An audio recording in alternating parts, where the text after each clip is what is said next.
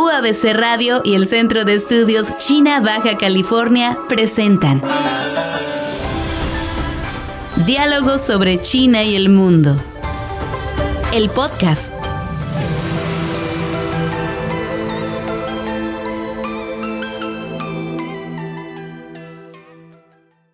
Hola, buen día a todos, a todas. Bienvenidos a un episodio más de Diálogos sobre China y el mundo. Hoy con un episodio especial donde vamos a hacer un recuento de estos pasados 12 meses. Y bueno, saludando hoy al ausente de Andrei, que no va a poder estar por cuestiones laborales. Un saludo también pues a todo el equipo de UABC Radio, que como siempre cada episodio está aquí apoyándonos para que esto continúe, este proyecto salga adelante. Y en particular al invitado del día de hoy que nos acompaña aquí, nos honra con su presencia, mi querido amigo Carlos Moreira. ¿Cómo estás, Carlos? Hola, ¿qué tal, Jorge? Como siempre, un placer estar acá. Bueno, pues vamos a aprovechar siempre tu conocimiento y tu interés por la política mexicana y hacer un recuento de este año de gobierno de la presidenta Claudia Sheinbaum. Digo, es difícil hacer un análisis minucioso, ¿verdad? En un espacio breve de tiempo, pero vamos a platicar, discutir sobre cuáles han sido los aciertos, los puntos pendientes por trabajar en una situación coyuntural la que vive nuestro país, ¿no? Sobre todo por pues las relaciones que tenemos con nuestros vecinos, la situación al interior, ¿verdad? Claudia recibió un país bajo un liderazgo muy fuerte como el de Andrés Manuel, y pues aquí la cosa se pone todavía más interesante, ¿no? Si te parece, Carlos, vamos a hacer una división tratando de agrupar los temas. Digo, son muchísimos temas, pero traemos por aquí una idea de hablar de cuestiones políticas y sociales, las relaciones internacionales del país y terminar, si el tiempo nos lo permite, con el apartado económico y financiero. Ese lo dejamos al último porque ya hemos hablado un poco de él, mas sin embargo, pues queremos escuchar tu opinión al respecto. ¿Te parece? Me parece. Muy bien. Carlos, con tu experiencia, sin duda estos niveles de aceptación que tiene actualmente la presidenta ya a un año de gobierno, donde sorprendentemente en lugar de disminuir sus índices de popularidad, pues los resultados de las casas encuestadoras afirman lo contrario, ¿no? Que va ganando adeptos y que su nivel de aceptación ronda entre el 72 y el 76, 78%, los más optimistas. ¿Qué opinión te merece esos niveles de aceptación? ¿Qué refleja después de un año de estadía en el gobierno? Bueno, es una cosa que llama mucho la atención. Está la anécdota del propio Bukele que consultó, creo que en alguna de esas aplicaciones de inteligencia artificial, cuál era el presidente más popular de las Américas. Sí. Y justamente se sorprendió de que es Claudia Sheinbaum, cuando esperaba que fuera su propio nombre. Creo que, bueno, indudablemente tiene mucha relación con los programas sociales que se están implementando. La cantidad de programas y la cobertura, la amplia cobertura que tienen esos programas. Son 20 programas que hay en este momento. Eran 16, 17 hasta hace unos días. Ahora se están implementando unos nuevos programas. Y evidentemente hay una relación.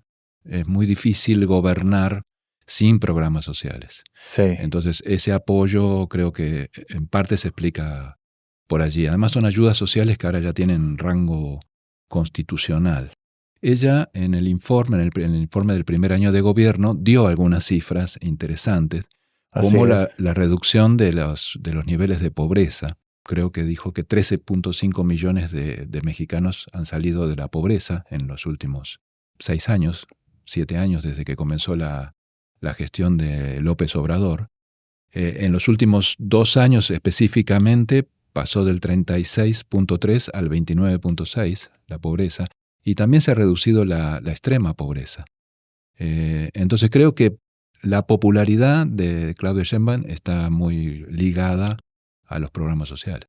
Descansa principalmente en ese aparato de programas sociales que muchos de ellos tienen una continuidad, ¿verdad? De ahí la importancia de mantener este movimiento de regeneración nacional, el poder, ¿verdad? Y ahí me llama la atención un poco las críticas que se hacen, porque esos programas en principio se financian o se solventan con impuestos. Claro. ¿Sí? Pero estuve revisando algunos números. México está destinando el 10% del PBI a mantener digamos, combo de programas sociales. Brasil destina el 16%, es decir, un 6% Wow. más del PBI. Uruguay, que es un país que también tiene amplios programas sociales, destina el 14%. Es decir que, digamos que las cifras no son tan alarmantes respecto al PBI, ¿no?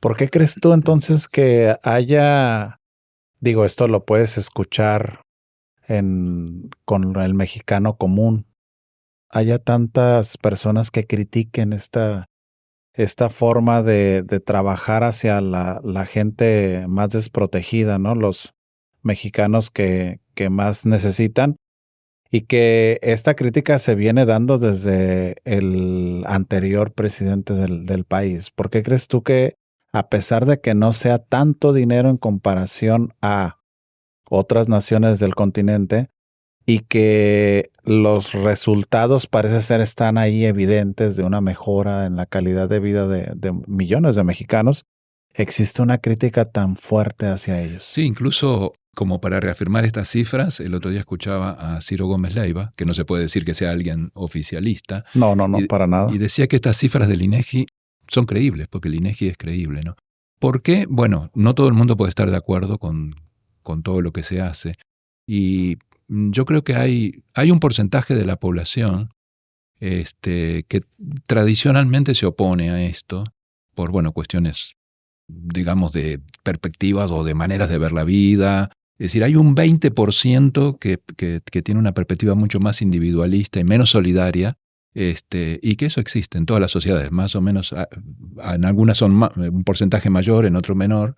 Entonces, el tema de las redes sociales creo que amplifica un poco esta, digamos, crítica. Sí, definitivamente. Pero bueno, es cuestión de que es así, ¿no? La democracia es pluralismo y hay diferentes opiniones, ¿no? Creo que es una cuestión también de esto, de maneras de ver la vida distintas, ¿no?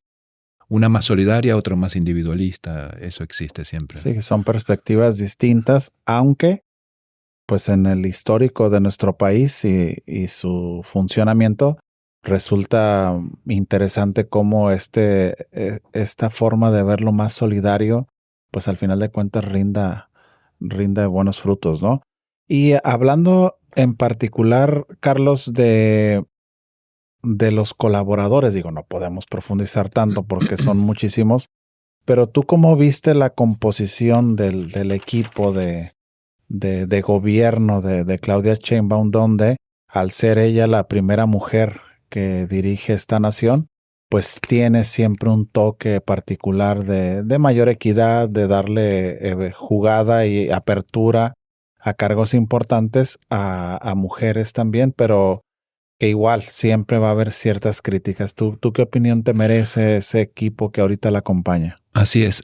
Antes de pasar a este tema, y para seguir con el tema anterior, recordé ahora que el otro día un estudiante me preguntaba a mí si yo creía que los programas sociales se estaban distribuyendo de manera universal o había detrás algún fenómeno de clientelismo. Entonces, ese es un tema interesante, que todavía no hay es un debate que está abierto porque todavía no se han hecho suficientes investigaciones sobre el tema. Aparentemente, cuando los programas son tan masivos en cobertura y en dinero, hay poco espacio para el clientelismo. Porque ¿qué es el clientelismo? Es cuando la adjudicación de los programas se da a partir del nivel ya más cercano al que va a ser beneficiado y se le pide algo a cambio, que es el voto. Claro. Pero cuando es tan masivo y universal, es más difícil que a nivel local porque esto se tiene que aplicar a nivel de los estados, hay una burocracia que lo aplica, hay políticos locales que están con esto. Todo un aparato. Es más difícil jugar con el clientelismo. Entonces, uno podría suponer que estamos ante un caso de que las personas que reciben el programa tienen una adhesión sincera, dicen me están beneficiando, tengo una adhesión sincera o ciudadana, digamos, a Morena, ¿no? Pero bueno, quería plantear el tema. El tema es también, es parte de las críticas también y que falta investigación, ¿no? Respecto al tema de los colaboradores, evidentemente Morena, que es una coalición bastante nueva, 2011, 2012 se formó. Es decir, cuando las fuerzas políticas son nuevas, el papel de los líderes es mayor que cuando las fuerzas políticas ya tienen una historia un poco más larga, se consolidan, hay reglas, se institucionalizan. Entonces el papel de los líderes está más constreñido, más acotado. Estamos en un momento de una fuerza política nueva que el papel de los líderes es importante. Y hay dos líderes. Claramente Andrés Manuel López Obrador, y creo que en este año se ha ido consolidando un liderazgo de alguien que ha trabajado muy cercana a él, muy estrechamente de él, que es la presidenta Claudia Sheinbaum. El tema de los colaboradores y cómo se designan y cuántas porcentaje y cuotas tienen cada uno es un tema de un ajedrez político bastante invisible, por lo menos para los que no estamos dentro de. Uno tiene que ir adivinando. Entonces yo creo que en principio, cuando comenzó el gobierno hace un año, había un equilibrio en las designaciones. Uno puede ir nombre por nombre. Y bueno, hay algunos nombres que tienen ya un perfil propio, que uno puede decir están más cercanos a López Obrador o más cercanos a Sheinbaum, que creo que es el caso de Marcelo Ebrard, que tiene un perfil creo que más propio, quizás de la Fuente también. Y después uno puede ir diciendo, bueno, este secretario, esta secretaria. Creo que hubo un comienzo bastante equilibrado en la composición del gabinete inicial. Claudia Sheinbaum ha logrado en este año, creo, marcar un perfil propio en la gestión de gobierno. Tiene una manera de ser, porque la personalidad también influye, esto de los líderes que hablamos, es más austera en la gestualidad, más discreta, es más racional, no es tan impulsiva, quizás un poco más planificadora y no tan espontánea en las decisiones. Comparándola inmediatamente con Andrés Manuel. Sí. Entonces creo que ella se ha ido ganando un lugar. Está gobernando, digamos, de alguna manera se podría decir que ella está gobernando realmente. Entonces las figuras que son más cercanas al expresidente quizás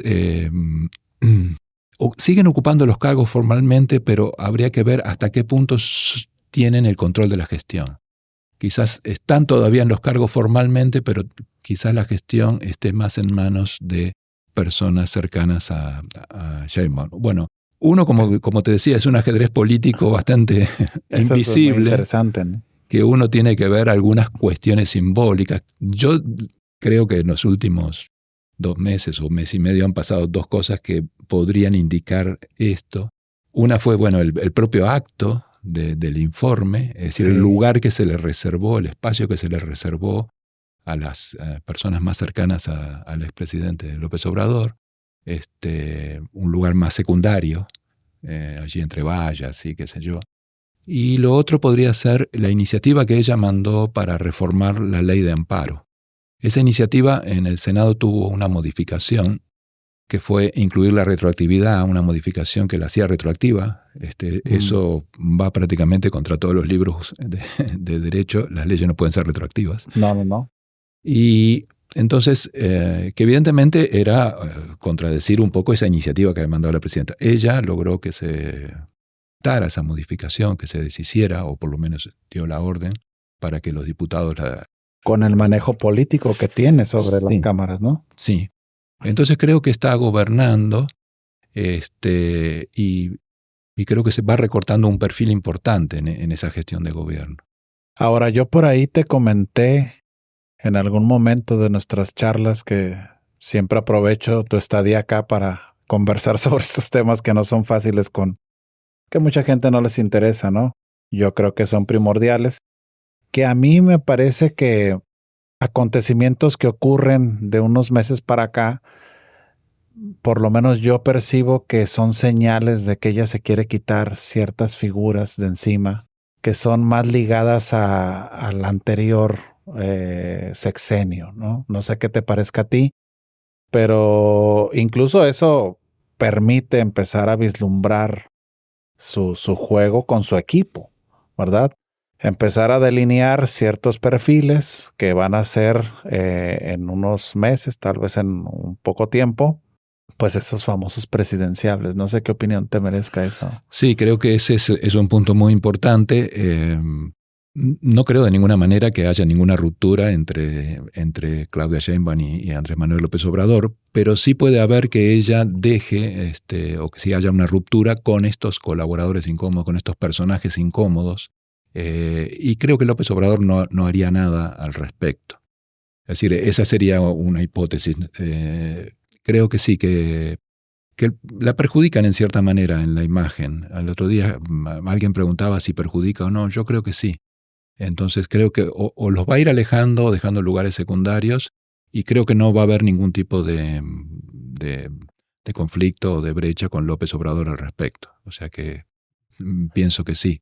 Porque además estamos hablando de cuestiones relacionadas, incluso algunos casos con el crimen organizado, ¿no? O sea, no son temas menores.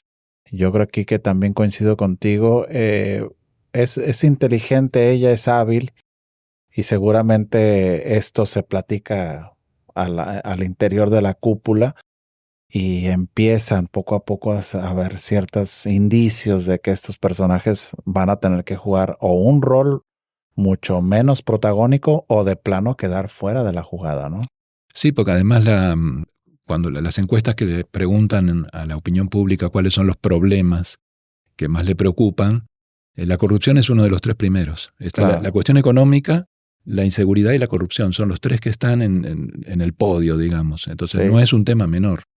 Incluso ahí, bueno, es de llamar la atención también cómo se les ha tratado de vincular a los hijos del expresidente con ciertos casos ahí particulares, ¿no? Sí, incluso porque no es solamente a nivel nacional, también pasa eso en los niveles locales. Sí. Yo creo que ahí podría haber de pronto un paralelismo con cosas que pasan con otros partidos del mismo tipo en América Latina, que es cuando están creciendo con ese afán de desarrollar este dominio territorial, no evalúan con quién están o a quién están incorporando. Es decir, no evalúan correctamente a quién están incorporando. O sea, el objetivo es cada vez tener más dominio territorial, ganar alcaldías, ganar presidencias municipales, ganar gobernaturas. A como de lugar. A como dé lugar y con quién dé lugar. Y entonces Sí. quizás esa es una cosa que la fuerza política tendrá que tomar en cuenta, es decir, evaluar que en realidad el dominio territorial es un medio, no puede ser el fin en sí mismo y a incorporar así masivamente sin evaluar con quién. Y creo que eso es lo que le ha pasado a Morena, como ya te digo, le ha pasado a otros partidos similares, como puede ser el peronismo en Argentina, que Sí. también es ese afán de desarrollo territorial lo que lleva a incorporar a personas que no tendrían que estar ahí, ¿no?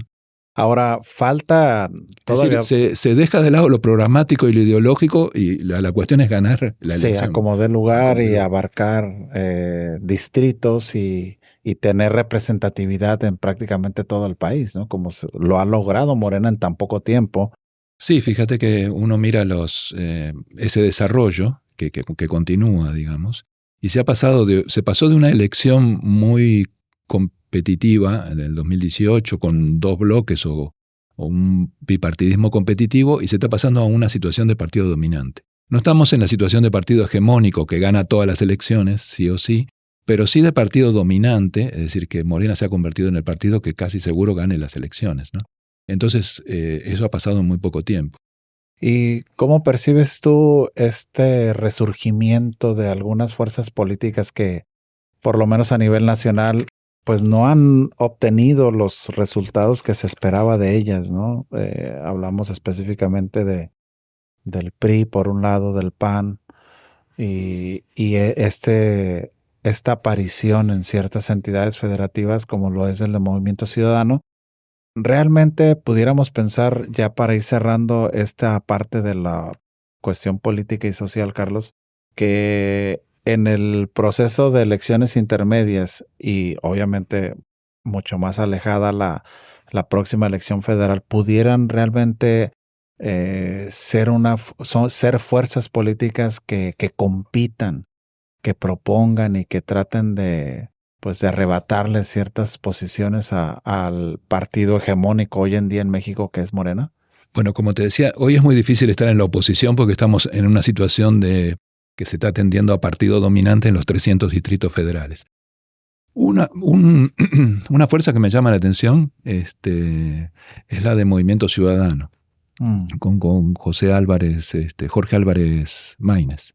Porque ha crecido en las elecciones que hubo este año, que fueron en Veracruz y que fueron en Durango, obtuvieron 44 alcaldías, 41 en Veracruz y 3 en Durango. O sea que tuvo una buena performance, se puso como segunda fuerza detrás de Morena, por encima del PRI y del PAN. Es decir que, y ha dicho, por lo menos lo sigue sosteniendo hasta el momento, de que no va a buscar alianzas con esos otros partidos de oposición, sino que está tratando de tener un perfil propio. Es todo un desafío porque, digamos, enfrente tiene a Morena.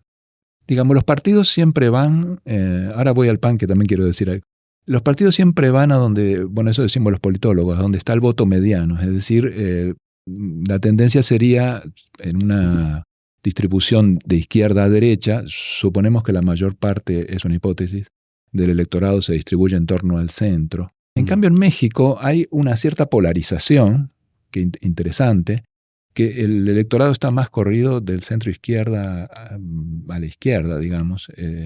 Entonces, creo que Maínez está ahí, tratando de, por ejemplo, dice, estoy de acuerdo con las políticas sociales, los programas sociales incluso habría que extenderlos, bueno, hay que hacer algunos ajustes, etc. Está tratando de captar la atención de ese electorado.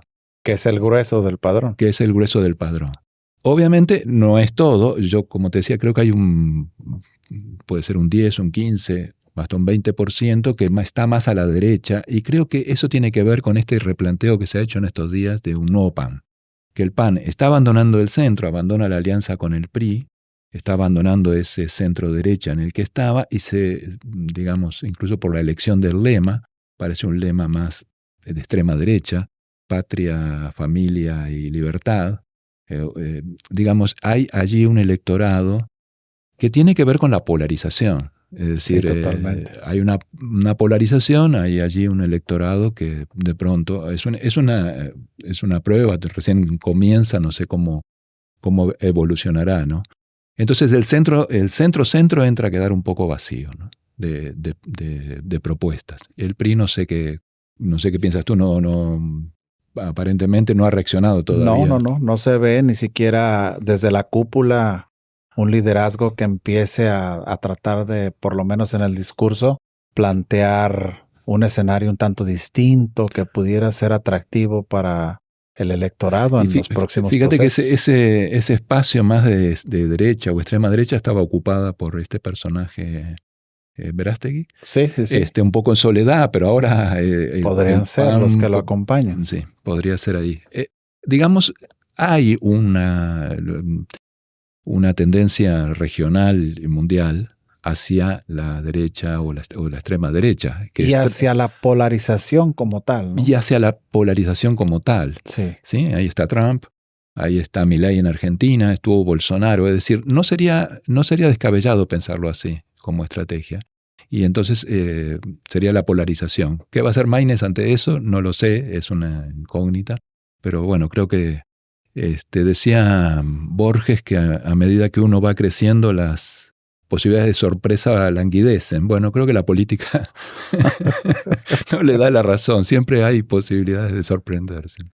¿Y qué opinión te merece la relación, la postura, estas reacciones que tiene la presidenta respecto a las formas de Trump, que no han sido nada fáciles? Le ha tocado un primer año de gobierno rudo, bastante agitado, diría yo, ¿no? En cuanto al tema de la relación México-Estados Unidos, en todos sus temas, en todas sus formas, ¿no? Sí. Ahí, bueno, yo veo una continuidad respecto a López Obrador en la importancia que se le da a la relación con Estados Unidos. Eso para México es muy importante entonces es una continuidad. Pero hay una gran diferencia, creo que en esto que hablábamos de las maneras de ser, de las personalidades. Claro. Entonces, Trump es un personaje difícil, es un personaje que busca la confrontación, que la confrontación discursiva mucho, a través incluso de sus redes sociales, etc. Creo que por una cuestión de su personalidad, Claudia Sheinbaum ha logrado pararse bien frente a esa confrontación. Cuando alguien te confronta y tú confrontas, ya sabes que puede todo derivar hacia cualquier lado. Sin embargo, ella, con su manera de ser un poco más discreta, no hacer declaraciones altisonantes ni confrontarlo, creo que le ha quitado esa posibilidad que Trump siempre busca, que es confrontar, ¿no? En ese sentido, me parece, incluso uno podría decir que en algunos temas México ha concedido espacio, porque la presión ha sido muy grande, como tú decías, de Estados Unidos, no solo sobre México, también sobre otros países. Muchísimos. Entonces, pero siempre es México el que decide, es lo que ella siempre dice, ¿no? O sea, esto lo decidió México. O sea, ponernos más, por ejemplo, los cambios que ha habido en política del tema de la seguridad respecto al sexenio anterior, ahora está más activo, digamos, las políticas en contra de las organizaciones criminales. Entonces dice, bueno, enviamos, creo que en febrero fue 16 integrantes del crimen organizado a Estados Unidos, Sí. Pero fue una decisión de México. Sabemos que ahí hubo una negociación, o la presumimos, y que hubo un pedido de Estados Unidos, casi seguramente, pero siempre ella logra presentarlo como una decisión de México, que me parece muy importante. Y ya te digo, tiene que ver también con sus características personales, ¿no? Ahora, a mí me preocupa, y no sé cómo lo veas tú, que en estas formas de presión que ejerce Trump por su estilo de liderazgo, que yo en ocasiones les explico a los alumnos que pues es un estilo más de liderazgo, ¿no? Tiene sus formas, no todas son ocurrencias, esto tiene una planificación y incluso hasta discursiva, y cuando se publican los mensajes, qué tipo de palabras, ¿no? A veces utiliza mayúsculas para resaltar algo dentro de sus mensajes de texto a través de sus redes sociales. Pero a mí me preocupa que lo que actualmente ocurre bajo este asedio, ¿no? En la región del Caribe, ahí con Venezuela y Colombia, que ya el propio discurso de Trump nos liga. Acaba de darlo así a conocer, ¿no? Hace unos días, que pues se fabrica, se produce la droga, luego se distribuye y luego está acá México, que es la vía, el conducto, ¿no? Entonces ahí vamos a ver de qué forma el gobierno de México puede librar una presión de esa magnitud, ¿no? Sería interesante eso. Así es, porque además detrás, a Estados Unidos le preocupa el tema de las drogas, eso está muy claro, pero también le preocupa el tema de China. Entonces creo que, por ejemplo, ahora se está negociando algo que se va a firmar el año que viene, que es lo del TEMEC, Sí. pero ya están en el proceso de negociación. Las primeras rondas. Y si bien es un tratado comercial, pero están involucrados cuestiones como el tema de la seguridad, que le preocupa a Estados Unidos, el tema de la migración y el tema de China. Es decir, Estados Unidos, digamos, quiere que China esté fuera de América Latina. Esa es una presión que lo ejerce sobre todos la está ejerciendo sobre todos los países, ¿no? Entonces es muy difícil la situación, realmente. Por eso creo que la gestión de la presidenta es complicada, ¿no? Muy complicada, y ella pareciera ha sido muy precavida, ¿no? Muy precavida. Sí. Ahora, ¿cómo la ves respecto a la relación que pueda tener o que tiene en este primer año con el resto de mandatarios de la región de América Latina? Bueno, México tradicionalmente había tenido un papel importante en América Latina, que después se abandonó con los gobiernos del PAN. Con Fox, Calderón, incluso con el de Peña Nieto, no volvió a recuperar México eso. Creo que hay una continuidad respecto a los intentos de Andrés Manuel López Obrador de recuperar un protagonismo una influencia en América Latina que tradicionalmente México para todos los latinoamericanos ha sido un faro importante, un país al que siempre miramos, ¿no? Entonces creo que hay una continuidad. Claudia Sheinbaum en este año hizo 3 viajes al exterior, 2 de los cuales fueron a América Latina, uno a Brasil y otro a Honduras. Eso indica que le da importancia a la región. Obviamente la relación con Estados Unidos ocupa mucho espacio, entonces Sí. no se puede dar más espacio a la atención a América Latina, pero creo que hay una continuidad. Ella ha propuesto ahora hacer una conferencia, creo que le llama Conferencia del Bienestar. Ha tratado de acercarse a gobiernos amigos, como el de Brasil, que además es la primera economía, México es la segunda economía. Esa coordinación es muy importante. Es decir, ha hablado de Cuba, ha hablado de Venezuela, en contra de las intervenciones Colombia. de Colombia. Entonces creo que se está tratando de hacer algo muy importante, que es no estar aislados. Es decir, coordinar relaciones con países latinoamericanos. Entonces creo que se está... Y se mantienen las rispideces también, ¿no? El caso específico con el gobierno de Ecuador o el gobierno de Perú, que bueno, ahora en esta transición no sabemos bien a bien cómo va a quedar la relación entre Perú y México, más sin embargo la expresidenta Boluarte la había nombrado una persona non grata, ¿no? Así es. Creo que por eso está todo atravesado por Sí. múltiples factores y además, bueno, digamos, el papel que juega Estados Unidos, el tema de la droga, de la inmigración, del tema de China, es decir, está realmente complejo el panorama. Esa sombra de Estados Unidos sobre México, Carlos, le impide a México tener un protagonismo en los temas importantes del mundo, como por ejemplo el genocidio en Palestina, esta nueva gobernanza de la que hablan los del sur global, ¿no? ¿Tendría México que ser más proactivo en esos foros, en esos discursos, en esa recomposición del mundo? ¿O de plano esta sombra que está detrás de nosotros siempre, hablando así de manera metafórica, de la presión que ejerce Estados Unidos sobre los gobiernos mexicanos, nos impide tener ese rol? Bueno, creo que sí, sería inútil negar que hay una influencia de esta cercanía de México y de las relaciones de México con Estados Unidos. De todos modos, me gustaría señalar que la presidenta exigió el cese del genocidio, defendió la solución de 2 estados, Israel y Palestina, respaldó el acuerdo de Israel con Hamás y además condenó la intercepción que hubo de la flotilla humanitaria y pidiendo que se liberaran a los mexicanos que estaban en esa flotilla, Sí. ¿no?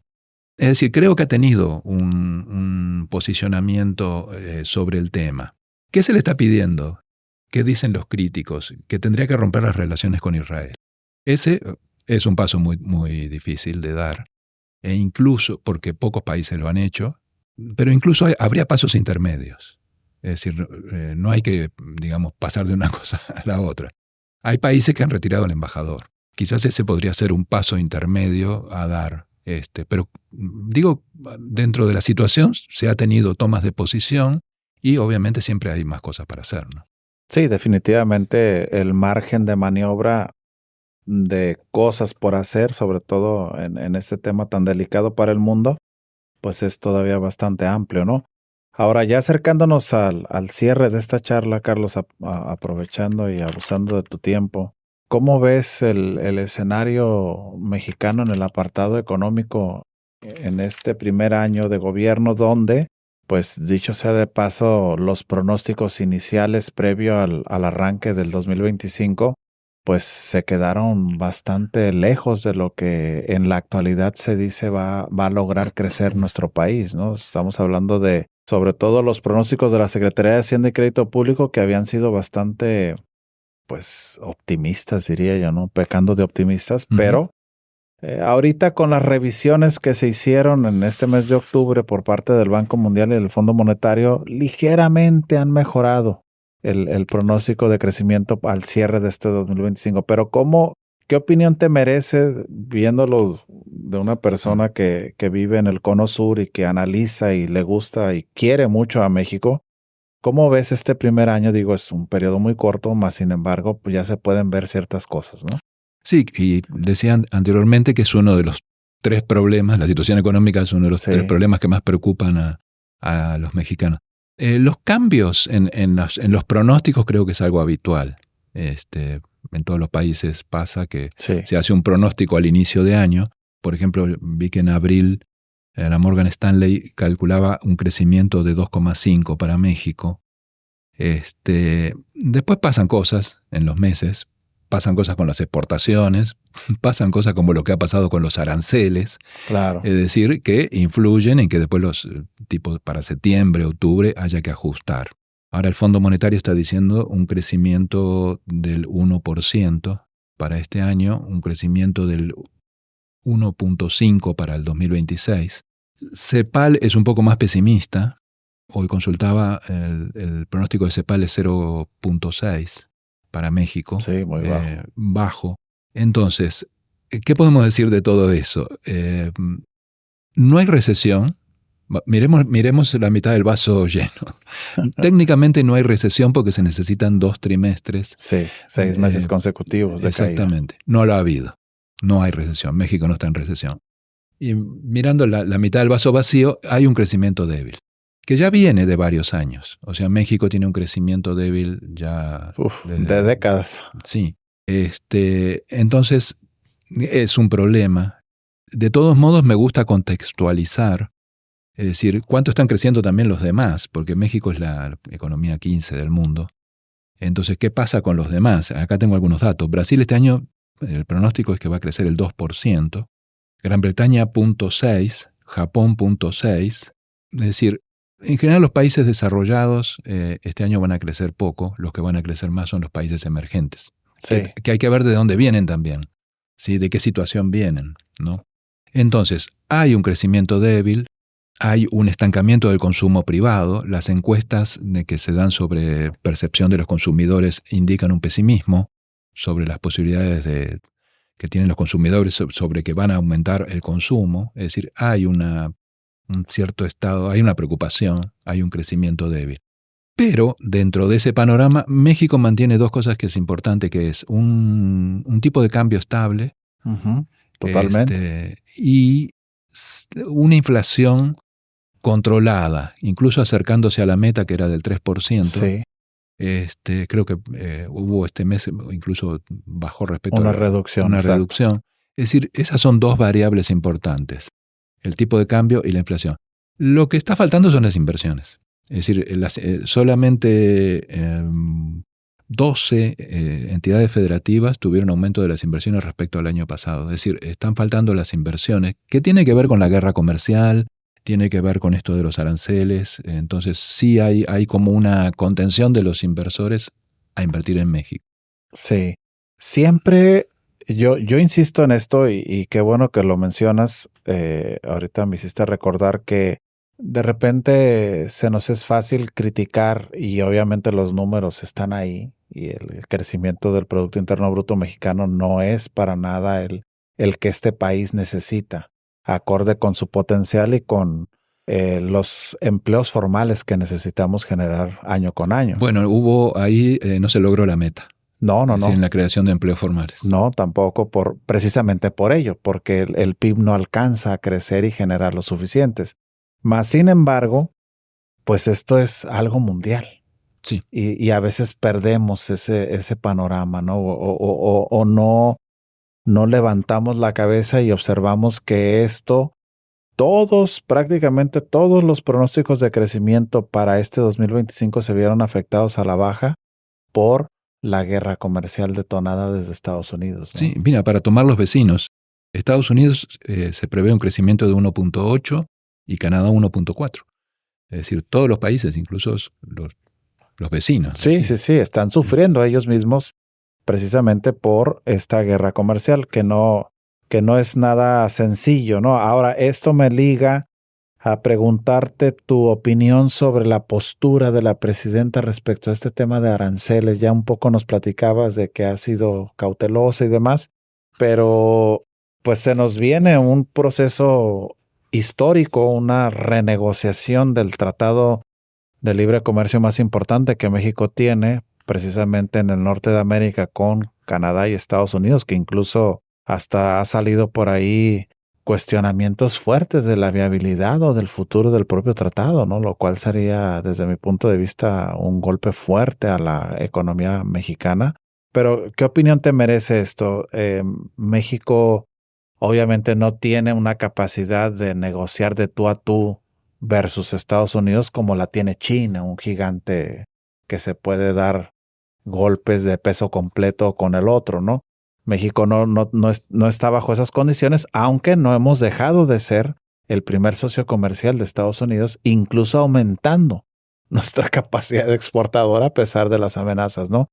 ¿Qué opinión tienes al respecto sobre este tema? Bueno, justamente creo que esta semana o la próxima es como el plazo que dio Trump para o dejar los aranceles en el 25% o llevarlos a un 30%, ¿no? Está presionando las negociaciones estas que se están haciendo sobre el TEMEC, que tiene, como decíamos, también componentes en torno al tema del migratorio. Creo que México ha hecho cosas para poner sobre la mesa. El tema de seguridad, creo que la gestión de Harfuch técnicamente ha sido eficiente en ese aspecto. De hecho, es uno de los nombres que surgen para el 2030. Sí. Y le falta el tema que con China, que no es tan fácil. La embajada china hizo un comunicado muy fuerte, ¿no? Claro. Es decir, ahí yo creo que para México es vital, para la economía mexicana, el TEMEC, en cuanto va a reducir la incertidumbre y va a facilitar las inversiones. Es decir, el tema que se vive en este momento de incertidumbre, creo que el firmar un TEMEC sería vital para México. Pero también se podría ser vital para Estados Unidos, para sus posibilidades de competir. Porque, bueno, todo el mundo de maquiladoras que está en la frontera que permite esas reducciones de costos laborales, creo que lo hace competitivo a la economía de Estados Unidos frente a la China. Lo poco que ya puede competir, ¿no? Lo poco, sí, exactamente. Entonces, creo que todavía sigue siendo importante para los dos países llegar a un acuerdo. Bien, pues es interesante cómo hay muchas aristas, ¿no?, relacionadas a este tema. Y ya acercándonos al cierre de esta charla, Carlos, que esperemos volver a charlar contigo, pero en otro contexto, ¿no?, con otro tema antes de que regreses a la Argentina. En general, ¿cómo evaluarías este año de la presidenta, de su gobierno? Un gobierno que se ha topado con una guerra comercial por un lado y que se está en esta transición mundial, ¿no?, de una recomposición de algo que los especialistas llaman un nuevo orden mundial, que no es fácil, obviamente. México es un actor en el mundo. ¿Cómo evaluarías así en términos generales esta gestión, ya para irnos acercando al cierre de esta charla? Bueno, creo que se han logrado avances. O sea, se han podido mantener los avances que se habían logrado en el plano social e incluso se los ha ampliado con nuevas políticas. Creo que eso es algo positivo. Dentro de que hablamos de un crecimiento débil, hay una estabilidad macroeconómica en México y se han logrado avances en el tema de seguridad, aunque aquí tengo que poner un asterisco, Sí. Porque, son cifras, las cifras que se están manejando son cifras gubernamentales. No tenemos ya el organismos de control de esos datos. Tenemos que, simplemente tomar lo que el gobierno da. Eso por un lado, es decir, por ejemplo, la desaparición del INAI, el Instituto Nacional de Acceso a la Información, impide que haya esas rendiciones de cuentas. Entonces tenemos cifras gubernamentales que dicen, que hablan de un avance o de un éxito de las políticas de seguridad, pero por otro lado, también ya hay cifras de que ha aumentado el número de desaparecidos. Entonces, son dos fenómenos que ponen un poco, por eso digo, el gobierno habla de avances o de éxitos en el tema de seguridad, pero eso hay que poner un asterisco para ver hasta dónde se llega con eso.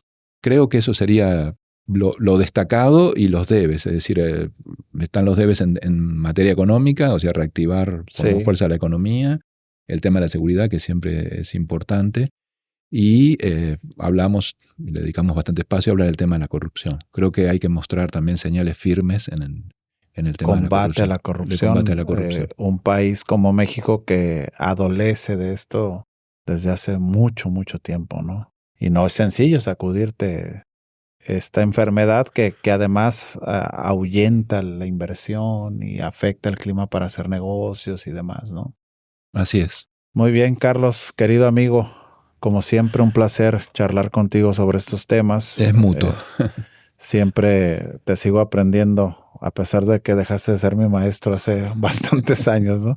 Esperemos no sea la última ocasión y que el buen Andrei se incorpore en la próxima para charlar contigo sobre algún tema interesante, como siempre. Y te agradecemos en nombre de Andrei y en el mío propio, Carlos, este tiempo que te das y esta claridad con la que siempre analizas el contexto político-social de México. Muchas gracias a ustedes por la invitación. Tu tercer país, ¿no? Así es. Un saludo a todos, a todas y nos escuchamos próximamente. Diálogos sobre China y el mundo, el podcast. Una colaboración entre UABC Radio y el Centro de Estudios China Baja California. Disponible en Mixcloud y Spotify.